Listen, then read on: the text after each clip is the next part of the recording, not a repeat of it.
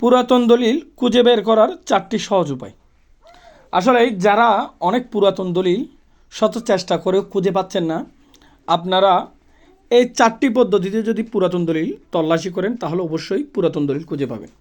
এর মধ্যে 1 নম্বর হচ্ছে, যদি আপনার রেজিস্ট্রেশনের নাম্বার মনে না থাকে, মানে দলিল নাম্বার যদি মনে না থাকে, সেক্ষেত্রে দলিলের দাতা গ্রহীতার নাম দিয়ে পুরাতন দলিল তল্লাশি করা যায়।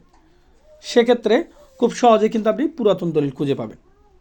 আর যদি আপনার দাতা গ্রহীতার নাম দিয়ে যদি আপনি খুঁজে পেতে ব্যর্থ হন, সেক্ষেত্রে দলিলের রেজিস্ট্রেশনের তারিখ বা সম্ভাব্য একটা তারিখ দিয়ে যে কত সাল থেকে কত সালের মধ্যে আপনার দলিলটা রেজিস্ট্রি হলো, এই তারিখটা যদি সম্ভাব্য তারিখ যে 1970 সাল, সেক্ষেত্রে 1965 থেকে 1975 সাল পর্যন্ত আপনি তল্লাশি দিলে পুরাতন দলিল খুঁজে পাবেন। এছাড়াও আরেকটা পদ্ধতি হচ্ছে আপনার দাগ নাম্বার, খতিয়ান নাম্বার। দলিলে উল্লেখিত দাগ নাম্বার, খতিয়ান নাম্বার দিয়ে আপনি পুরাতন দলিল তল্লাশি করতে পারেন। সেক্ষেত্রে আপনি খুব সহজে পুরাতন দলিল খুঁজে পাবেন। যদি সব চেষ্টা ব্যর্থ হয়, সেক্ষেত্রে আপনি খতিয়ানের ওয়ার্কিং ভলিউমের ড্রাফট উত্তোলন করতে পারেন বা সূত্রবাচ্য উত্তোলন করতে পারেন।